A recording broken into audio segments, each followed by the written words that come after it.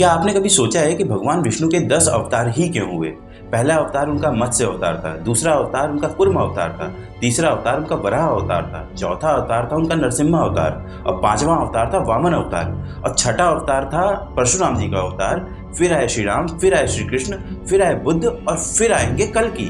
But आपने कभी यह सोचा है कि पहला अवतार जो था वह पानी में हुआ, दूसरा अवतार वह था जो पानी से जमीन की तरफ जाने की कोशिश कर रहा था, तीसरा अवतार वो था जो जमीन पे ही रहता था। क्या हम भगवान विष्णु के 10 अवतारों से ह्यूमन एवोल्यूशन का अंदाजा लगा सकते हैं? क्योंकि भगवान विष्णु ने कृष्ण रूप में तो यह कहा था कि जब जब धर्म की हानि होगी तब तब मैं इस धरती पर आऊंगा साधु संत और धर्म के मार्ग पर चलने वालों की रक्षा करने के लिए। और दूसरी तरफ हमारे एक वैज्ञानिक हैं चार्ल्स डार्विन, जिन्होंने यह फेमस कोट दिया, the survival of the fittest, means जो योग्य होगा वही सर्वाइव करेगा। चार्ल्स डार्विन अपनी book on the origin of species में कहते हैं कि इस अर्थ पे जितनी भी लाइफ है उनका सोर्स सिंगल है। दैट मीन्स हम सब के जो एंसेस्टर्स हैं वो कॉमन हैं। तो इसका मतलब यह हुआ कि जो हमने सुना है कि हमारे पूर्वज बंदर थे, तो क्या वह गलत चीज़ है? तो सच क्या है? आइए जानते हैं आदि ज्ञानम के आज के वीडियो में, जिसमें हम बात करेंगे लॉर्ड विष्णु के 10 अवतारों के बारे में और चार्ल्स डार्विन की ह्यूमन एवोल्यूशन की थ्योरी के बारे में।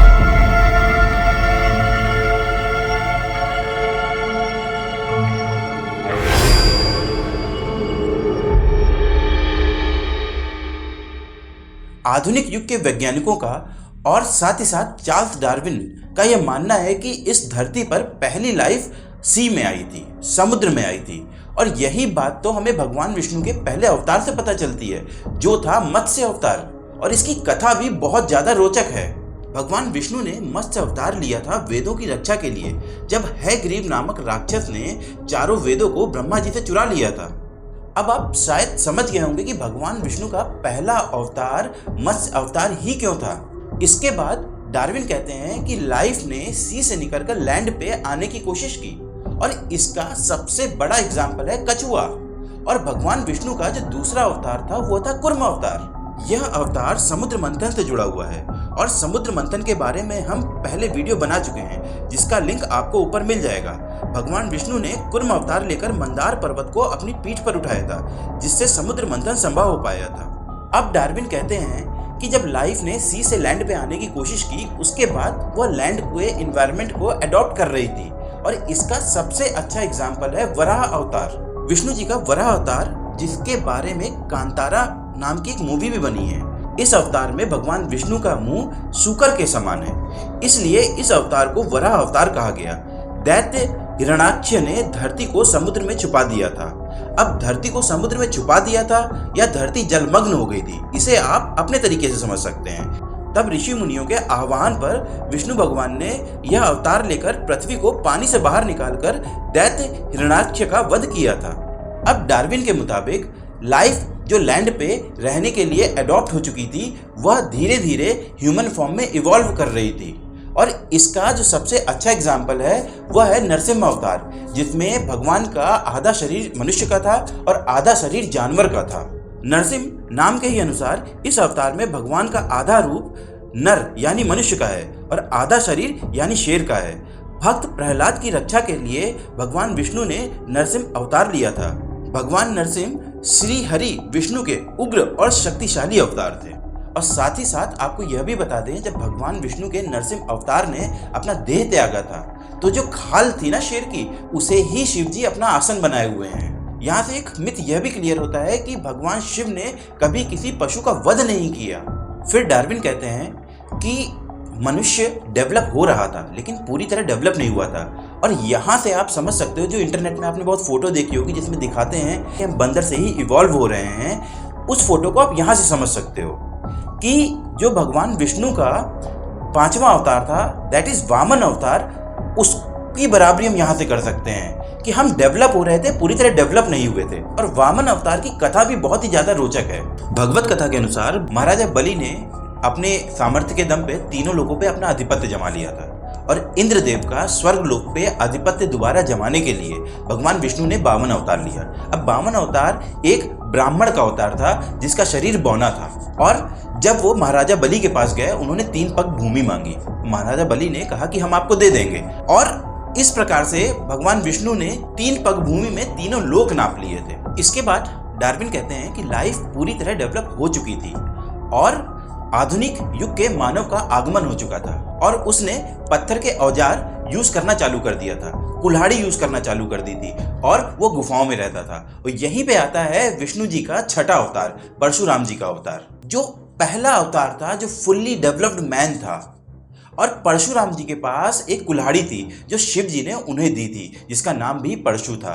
और शिव जी के पास कौन से अस्त्र शस्त्र थे इसका वीडियो हम बना चुके हैं, लिंक ऊपर है, आप जाके देख सकते हैं। अब डार्विन थ्योरी यहीं तक थी, लेकिन इसके बाद विष्णु जी के जितने भी अवतार हुए वो psychological qualities and human behaviour में अलग अलग थे। जैसे परशुराम बहुत ज़्यादा क्रोधित अवतार थे, लेकिन वहीं पे श्री राम जी एक पीस लविंग ह्यूमन थे, और उन्होंने वानरों की सेना के साथ, जिसमें जामवंत, जटायु जैसे जीव थे, उन सब के साथ मिलकर लंकापति रावण के अगेंस्ट एक युद्ध भी किया था।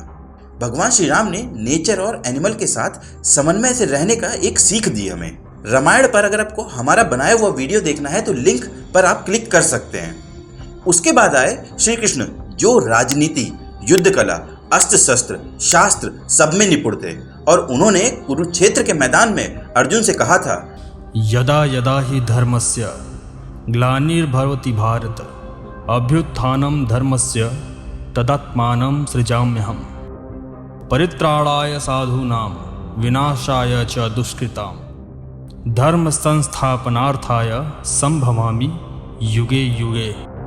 जब जब इस पृथ्वी पर धर्म की हानि होती है और अधर्म की वृद्धि होती है, तब तब धर्म के उत्थान के लिए मैं अवतार लेता हूँ। इसके बाद आए बुद्ध, जो हमें यह सिखा गए कि कैसी भी परिस्थिति में खुश रहा जा सकता है। फिर आएंगे कल्कि अवतार, जो होंगे विष्णु जी के आखिरी अवतार, और यह होंगे एक मिस्टिकल मैन जो धरती को कलयुग से मुक्ति दिलाएंगे। आपने कभी यह सोचा है कि भगवान विष्णु के अवतार तभी आए जब अधर्म इतना बढ़ गया था कि सरवाइव करना ही मुश्किल हो गया था।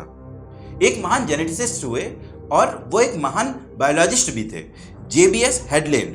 उन्होंने कहा भगवान विष्णु के 10 अवतार ह्यूमन एवोल्यूशन की असली सीक्वेंशियल पिक्चर को प्रेजेंट करते हैं, और उन्होंने कहा कि भगवान विष्णु के 10 अवतार और पृथ्वी पर हुई लाइफ फॉर्म के एवोल्यूशन की बायोलॉजिकल थ्योरी एक दूसरे के प्रतिबिंब हैं, और सनातन धर्म ने संसार को theory of origin of life and evolution का ओरिजिनल एक्सप्लेनेशन दिया। शायद हम इन सब को एक कहानी समझते हैं जो हम बचपन से सुनते आ रहे हैं, और उसके बाद हम भूल जाते हैं। हमको लगता है कि इसका वास्तविकता से कोई संबंध नहीं है, बट आज के जो वैज्ञानिक हैं, जो लोग एनलाइटेंड हो चुके हैं और जो लोग इवॉल्व हो चुके हैं, जिन्होंने एक लेवल की नॉलेज प्राप्त कर ली है, आप उनके स्टेटमेंट पढ़िए, उनकी बुक्स पढ़िए, they believe on this subject. और अगर एक बार मैं मान भी लेता हूँ कि यह सब गलत है, तो फिर भी हमारे पूर्वज कितने ज़्यादा एडवांस होंगे कि उन्होंने उस समय एक कहानी रच दी, एक स्टोरी ऐसी रच दी जो आज के टाइम पे हजारों साल बाद भी पूरी तरह रेलेवेंट है। मुझे नहीं पता ये कैसे हो सकता है, अगर आपको पता है तो कमेंट सेक्शन पे जरूर बताएं। धन्यवाद। अगर आपको यह वीडियो पसंद आया तो इस वीडियो को लाइक करिए, चैनल को सब्सक्राइब करिए, और आपका दिन शुभ हो।